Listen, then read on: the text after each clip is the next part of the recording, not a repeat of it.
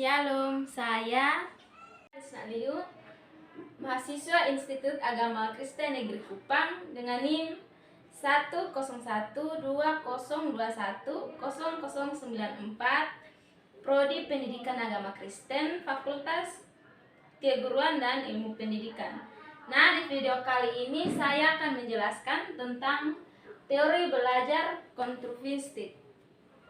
Di sini teori belajar konstruktivistik mencakup pengertian, manfaat teori belajar konstruktivistik, ciri-ciri teori belajar konstruktivistik, tujuan teori belajar konstruktivistik, prinsip-prinsip teori belajar, dan kelebihan serta kekurangan. Jadi saya mulai dari pertama, yaitu pengertian teori belajar konstruktivistik. Jadi pengertiannya adalah teori belajar konstruktivistik adalah teori belajar yang menyatakan bahwa kemampuan mental dan aktivitas individu membantu dalam membangun basis pengetahuan mereka. Selanjutnya adalah manfaat teori belajar konstruktivistik. Teori belajar konstruktivistik mencakup dua bagian, yaitu yang pertama, melatih siswa supaya menjadi pribadi yang mandiri.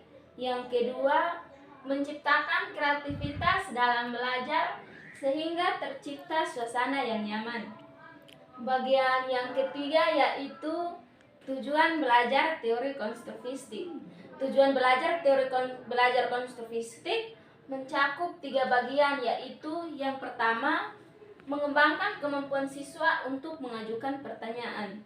Yang kedua, membantu siswa untuk mengembangkan pengertian dan pemahaman konsep secara lengkap.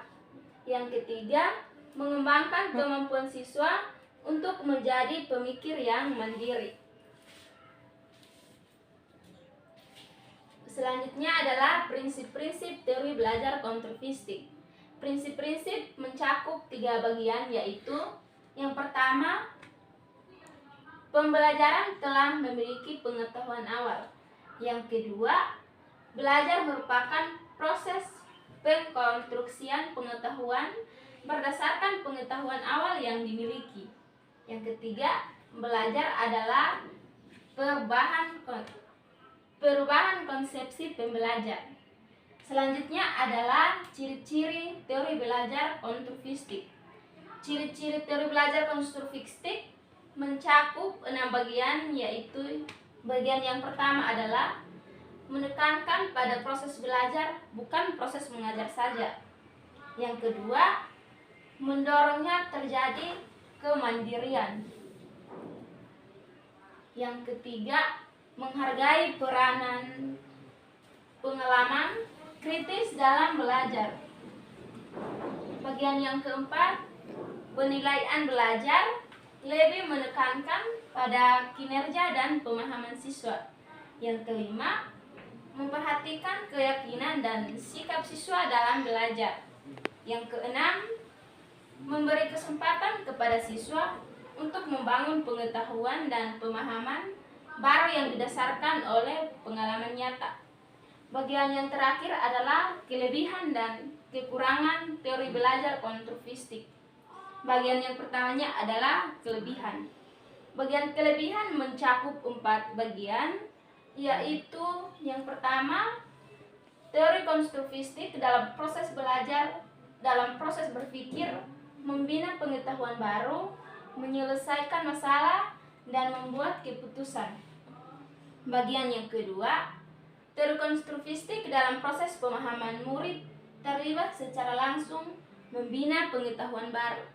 Bagian yang ketiga, teori konstruktivistik dalam proses pengingatan siswa, terlibat secara langsung dengan aktif, mereka akan ingat lebih lama semua konsep. Bagian yang keempat, teori konstruktivistik dalam kemahiran sosial, siswa dapat dengan mudah berintegrasi dengan teman dan guru dalam membina pengetahuan baru. Bagian terakhir yaitu kekurangan. Kekurangan mencakup 3 bagian, yaitu yang pertama, siswa membuat pengetahuan dengan ide mereka masing-masing. Oleh karena itu, pendapat siswa berbeda dengan pendapat.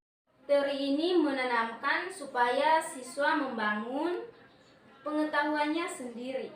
Bagian yang ketiga, itu yang terakhir, kondisi di setiap sekolah pun mempengaruhi keaktifan siswa dalam membangun pengetahuan yang baru dan keaktifan siswa. Terima kasih. Shalom.